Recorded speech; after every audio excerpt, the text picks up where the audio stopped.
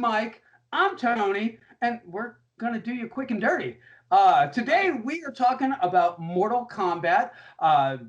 The was supposed to be a 2020 summer blockbuster that got pushed back to this year and then got released straight to HBO Max. And we're going to let you know our thoughts and let you know if we think that it's even worth the click.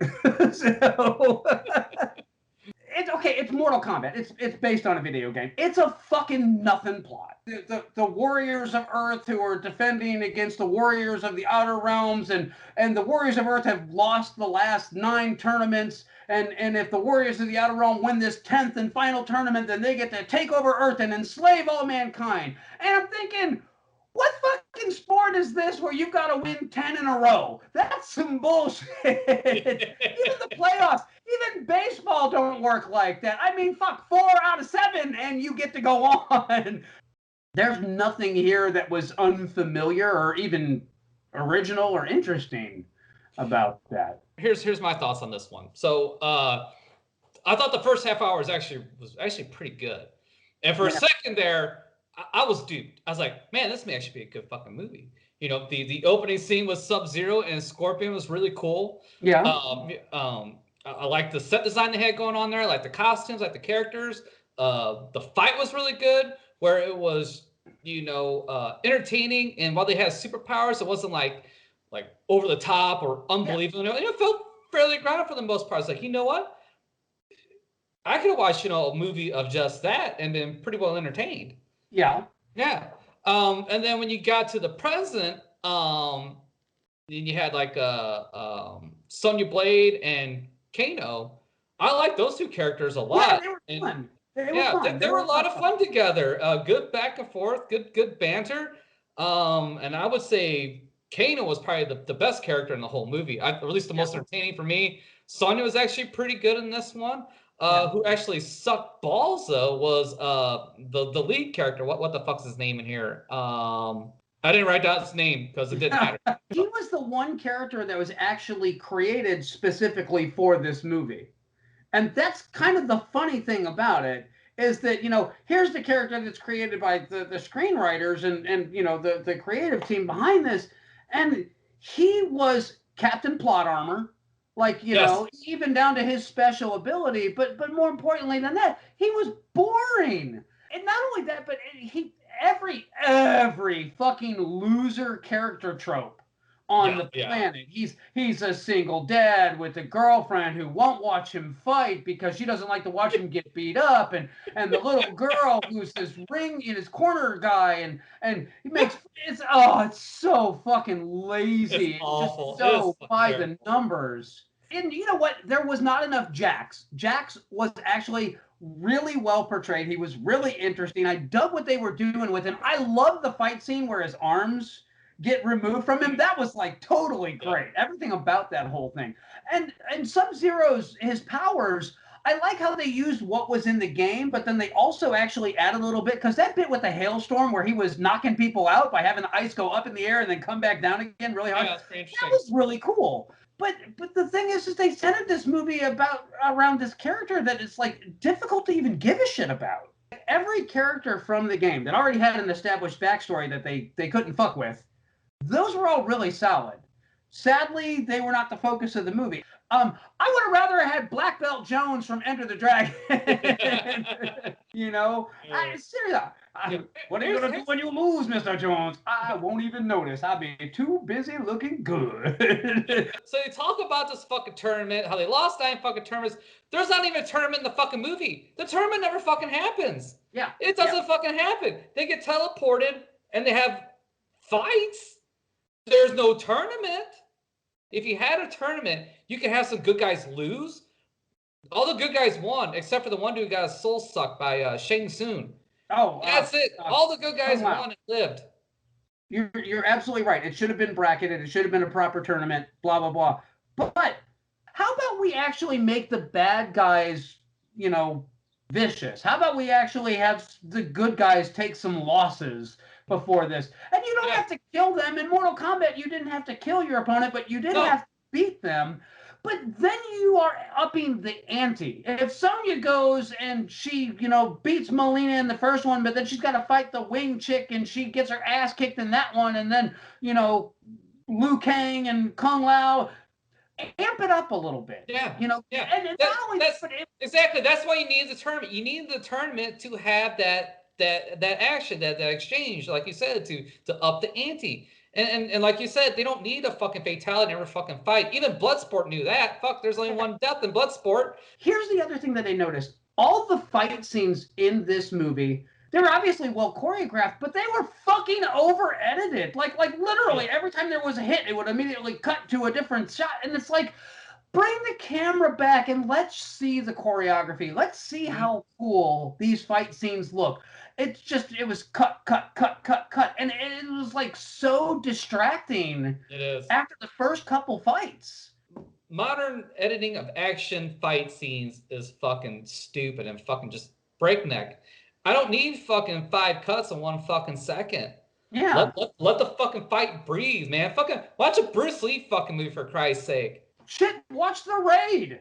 The Raid is a modern action masterpiece done on a nothing budget. Did they have great actors? No, but you know what they did have? They had great stuntmen and they had great fight choreography. And that movie is exactly what I'm talking about. It amps up the stakes all the way through. Even though you've been watching fighting for an hour, when you get to that last fight scene, your butthole tightens up because you know it's going to be badass. This is exactly the opposite of that. This is just kind of like you get to that last fight and you're like, oh, that's kind of cool. Oh, yeah, that's kind of cool. Oh, yeah. Oh, ooh, oh, fire. Oh, save your daughter. Oh, save your girlfriend. Oh, hey, look. He's part of the family with Scorpion now. That was so fucking stupid. That's such a dumb fucking plot point. So here's what I think should have happened with this. So you had fucking after their first fight at the very beginning of the movie, Raiden comes and takes the daughter. Yeah. You could change that to a son and have him live with Raiden, and he's the guy that fights at the end. He's the guy that gathers all the warriors to fight, fucking the Outworld people. Or fucking, you can gender swap it. I don't give a fuck, but have that be the fucking person. Have her, be the new Scorpion or him or whatever. That would have been far more interesting than what the fuck we got. I'm gonna go one step further. I'm gonna say, you know what? You start the movie off, you have the fight with Scorpion and Sub-Zero, who they have different names, but you know who they are. Yeah. But that's actually the last fight of the first tournament, and he loses. He doesn't have to die. He does need to lose. But his bloodline is tied directly to the tournament. So like 9 generations of that family have fought in the tournament and they've lost all 9 of those. Then you've got some stake in this, and here's this guy, and he's not going to be tied to the failures of the past, and he knows like his family has failed, and if he doesn't, if he's not the guy that pulls a win out for this last tournament, he can be your through line. The gore parts are great in the movie. That's the one thing I will say, that they did not go cheap on the gore. They did not we're going to go for a PG rating. They were like, fuck it, bloodbath. Yeah. And I'm totally okay with that. But you had all this fight choreography talent, and then you didn't really showcase the fights. None of the fights came off as intense. No. And the really boring stuff, like the really, really boring fucking stuff, was the training at the fucking temple. That shit was dull as fuck. Yeah. So boring, so lifeless. And again, it's all because of that character. You can't give 2 fucks about that character. People give more fucks about Paul Walker. I didn't have high expectations for this movie, and this movie delivered. It's just, you know what? It's a Sunday afternoon movie. Turn it on for background noise. Don't worry about if the phone rings and you want to have a conversation. Have the conversation. You ain't missing anything. But they had some good stuff here. They really did. Like I said, that first half hour of this movie was actually pretty good. And for a second there, I thought, wow, I may actually enjoy this movie. But this movie fools you into thinking that you're going to be entertained. It's got Don't a believe it. strong first act, and it's got some really great finishing moves in the fights in the third act, but that whole middle portion of it, and like I said, it's like an hour before the fights even start. It's a slog. I like was literally watching this last night, and I'm like about 50 minutes in, I'm just yeah. They're gonna fight. Yeah, they're gonna fight. Yeah. They're gonna fucking fight. We know it's coming. Quit, quit with the foreplay. Get to the fucking. So. But again, we talk about the tournament. No fucking tournament. It's like fucking Game of Thrones. Winter's coming. You get winter, but for 2 fucking episodes. I assume you do not recommend this. No. Honestly, you know what? Watch The Raid. Go back, watch The Raid 2. That's what an action movie should be. That is like the 2 best examples of a modern action masterpiece I can think of. This movie had massive potential and a lot of goodwill and a lot of people rooting for it, and I was one of them, and it failed miserably. This is watching somebody drop the ball for an hour and 50 minutes. So yeah. I do not recommend it. Don't bother fucking watching it. If you're gonna watch a fucking fight tournament movie, watch fucking Bloodsport. And if you need a good laugh, just go to OK's Weird Videos and watch his video on Frank Dukes and how he was completely full of shit.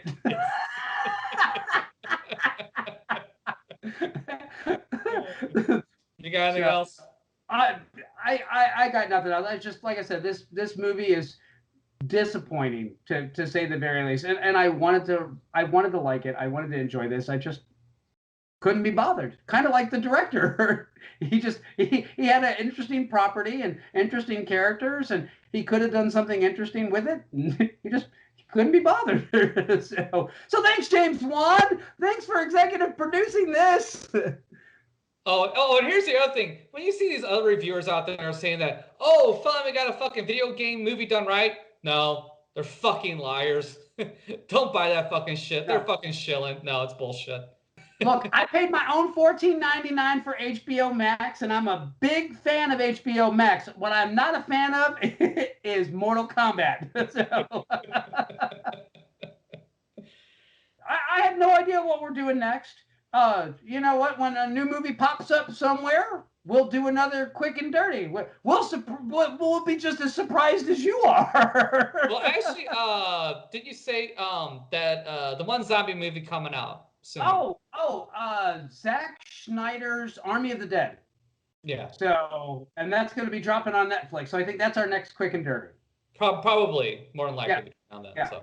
Unless some mysterious movie pops up on a streaming service somewhere that no one's ever heard of, that I'm just like, we got to talk about this movie. But, good luck with that. So, so we'll see you guys the next time.